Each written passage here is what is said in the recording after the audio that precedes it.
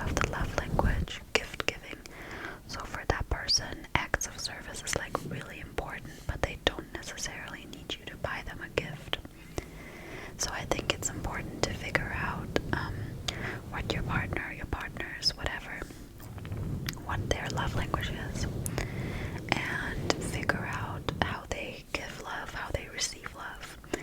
And then also ask yourself, and this is why it's important to spend time with yourself.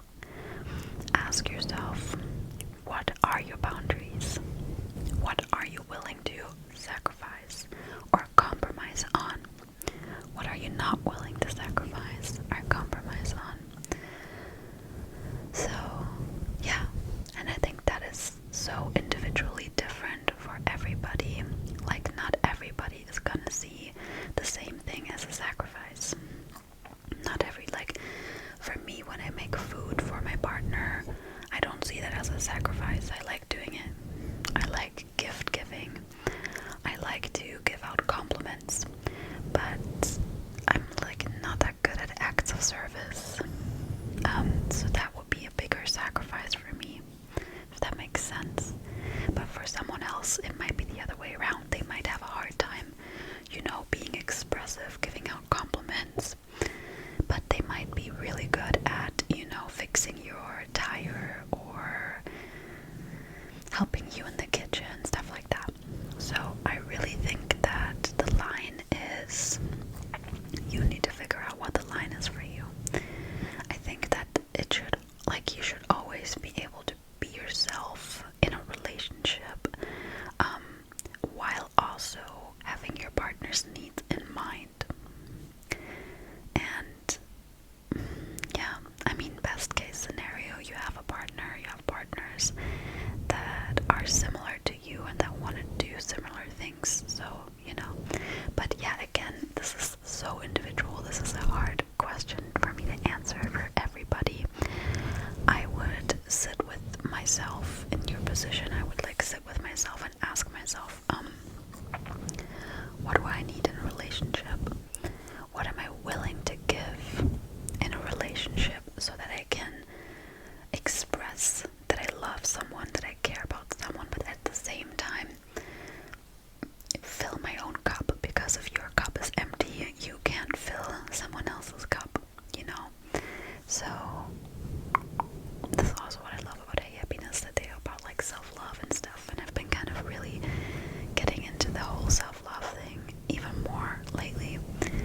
So my personal opinion is that you need to put yourself first. You need to put your mental health first. You need to put your own needs first. It's not selfish. It's just that when you fill your cup, then you have so much more love to give. You have so much more time to give. You have so much more energy to give. So yeah, I would just sit down and ask myself, okay, what do I need?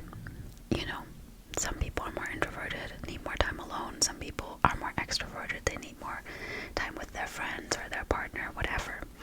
What do I need right now in order to feel good so that I can make my person feel good? And what do they need, to communicate?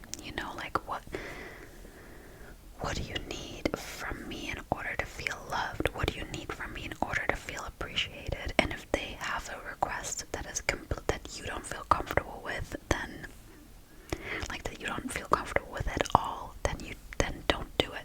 Don't always be your own best friend. Always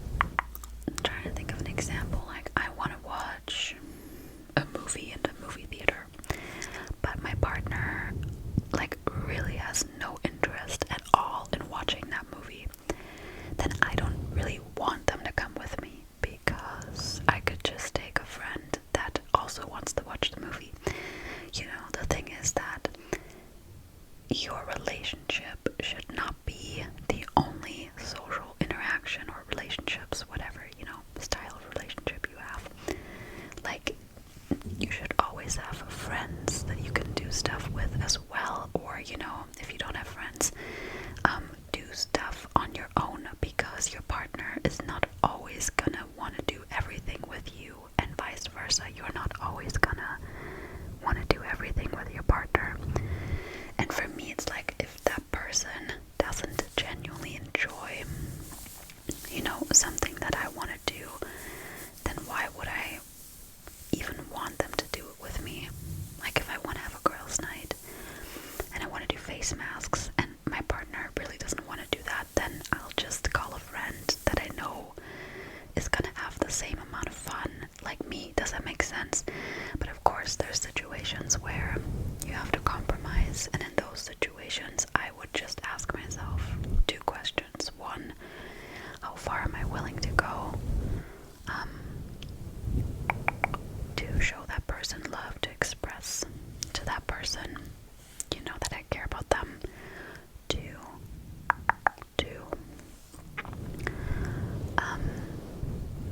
what does my person need in order for me to show them that I care about them, that they're important to me, that I love them? I hope that answered your question. How to put yourself out there and not be shy or awkward around people. I used to be really shy. I know that it doesn't seem like that anymore because I put myself out in the internet, and in real life it doesn't seem like that, but I used to be very, very shy. And I think it was in 9th grade, 8th, I think it was in 9th grade, that I just made a decision to change. And I asked myself, do I want to be shy for the rest of my life, or do I want to start taking risks? And the answer was that I wanted to start taking risks. You identify, you create your own identity. You just tell yourself that you're not shy. Even if you don't believe it at first, keep telling yourself that you are not shy. You're confident, you're outgoing, people love you. And then, as far as so change your thoughts. Guys, believe me, that's an important one. Change your thoughts. And then what you can do as far as action goes, practice makes perfect. You just have to put yourself out there. And I know this sounds easier said than done, but I know a lot of people who struggled with social anxiety, and I experienced this for the first time after the pandemic. Even though I've always been really extroverted, I experienced that. And you just have to go out and literally go to, I don't know how old you are, which country you're from, but go to a bar, go to a party, but it doesn't have to be that. You can go, you don't have to drink, but you can go to, I don't know, some sort of event, go see some live music, go where people are, just practice. It's gonna get easier. It might be uncomfortable and awkward the first handful of time, but the more you practice, like muscle, literally, what I've learned with everything in life, consistency is key. Consistency is always the key to any goal that you have, whether that goal is related to your mindset and how you see yourself, how you want to present yourself, or that goal is fitness goal or whatever, which is also related to your mindset, I guess. You just consistency over perfection. Consistency over perfection. Just stay consistent. Train the muscle. Because if you feel shy and awkward, that just means that you didn't train that muscle enough. So go and put yourself out there as much as possible, even if it's just to go to the grocery store or go to Target, go and go on a little shopping tour, go where people are. Just go where people are, and you will find that it will get easier. And then change your thoughts. You're the only one who identifies yourself. Like I said, I used to be shy. Like I said, I used to be shy, and I just decided I'm not shy anymore. And I know this sounds easy, but it works. It works. I stopped being shy. I just stopped being shy.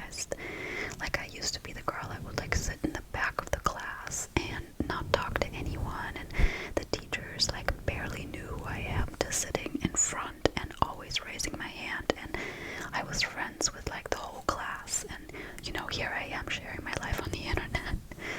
So yeah, just literally just do it.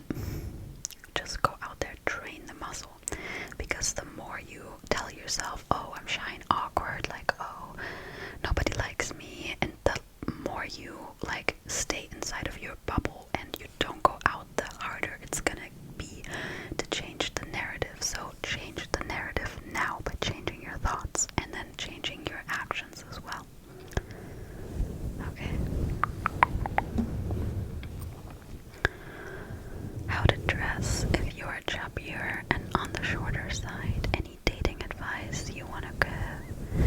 Okay, so let's one by one. How to dress if you're shorter and on the if you're chubbier and on the shorter side. I'm not like a fashion expert, but I know that there's ways to dress so it looks more flattering. So maybe look that up, like on TikTok or something. You could try and find someone. Like, social media is a great place, and sometimes not, but for these things I find it sometimes a great place. You could try and find someone that has your body type and you really like their style, and then you could like adapt their style to you. And as far as being short, I'm short too, so I don't know how short you are. I am 5'2". I personally never had any problems with like finding clothes. Sometimes pants maybe, but I would just say find someone with a similar body type to you, and look at someone that you like the style of, and then you can slowly build your style. Like, building your style can take time, you know what I mean? It took me a while to find my own individual style, and yeah, just be patient with yourself, and you know, find clothes that you feel good in, that you feel beautiful in, that you feel comfortable in, that empower you. That's important. Don't force yourself to wear something that doesn't resonate with you. And you know, my style changes every 2 or 3 years, and that's okay. Okay, so any dating advice you want to give and how to keep a guy interested in you, especially if you're not a fun person. Okay, stop saying that you're not a fun person. Guys, I want you to understand that the way that you see yourself and the way that you talk to yourself influences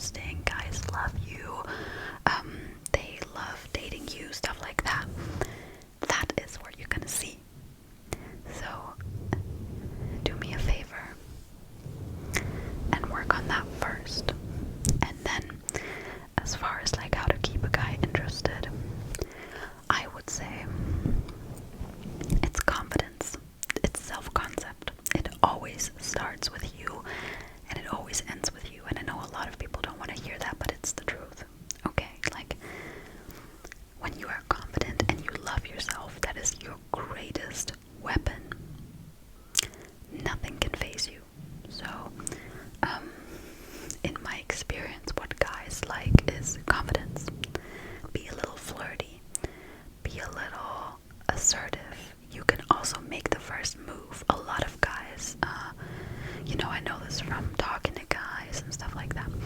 They don't like that they are always the ones who have to make the first move. That's a lot of pressure. If you're a guy watching, you can confirm this in the comments, but that's a lot of pressure on one person to always having to be the person who makes the first move. So if you like someone, just risk it. And even if you get rejected, you're just gonna learn from it, So I would, stop saying that you're not a fun person. You are a fun person. Of course you're a fun person. I think you're a fun person. And then work on your self-concept first. Find clothing, and because I think this was the same person, that makes you feel comfortable, that makes you feel good about yourself. And then when you're talking to a guy, show them confidence. Like, don't be mean to them or anything. Be nice. I'm naturally flirty, so I like to be just fun. I can't really explain it, but just, I find that joking and being confident and being a little playful, that is really cool, and it's also a lot of fun. But yeah, I think that when it comes to dating, you have to have confidence in yourself first and be your true, authentic self. Don't try to change too much in order to impress someone. I mean, obviously in the beginning, I do this too, where like you obviously want to show yourself from your best side. You obviously want to like look nice and stuff like that, like that's normal, but don't change your whole personality in order to impress someone. The right person is gonna love you, like you for who you are. You know what I mean? Okay. How to be more confident in yourself. I kind of already answered that question, but I'll talk about it again. You need to tell yourself in your mind. You don't have to do anything out here. Just tell yourself that you are the hottest, most confident, prettiest, most beautiful girl on earth. I do that. Sometimes I have days where I look into the mirror and I don't feel confident. That's okay. It fluctuates. But then I just tell myself, I'm the most beautiful girl on earth. I am the hottest girl on earth. I am so beautiful. I love my face because, sometimes I have insecurities with my face. So then, like, whatever body part you have insecurities with, or whatever part of your personality, like, let's say you don't like your arms, you're just gonna tell yourself, I love my arms. I love what my arms do for me. I love them. And again, you don't have to believe it. Just change the narrative. You can also, like, do meditation for self-confidence or something like that. You could say, I like to say, I trust myself. That's a big one. I trust myself and I know what I'm doing.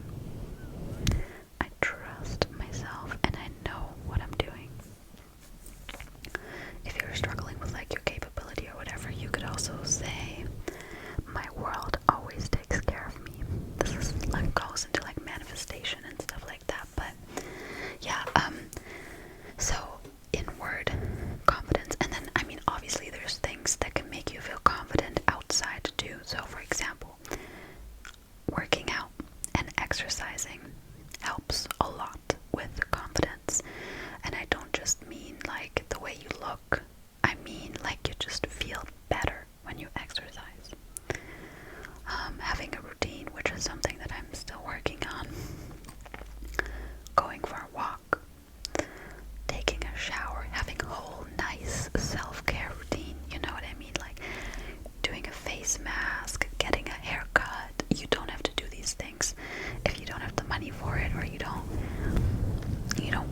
these things, like, don't do them.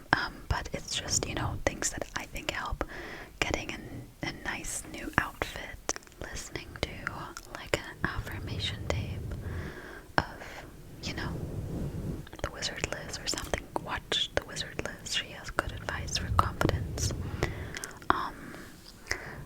Listening to empowering music, dancing in your room, literally looking in the mirror and telling yourself how beautiful, capable, amazing, and awesome you are, even if you don't believe it. Do it anyway and continue doing it. Stop repeating the old story, and then it will just naturally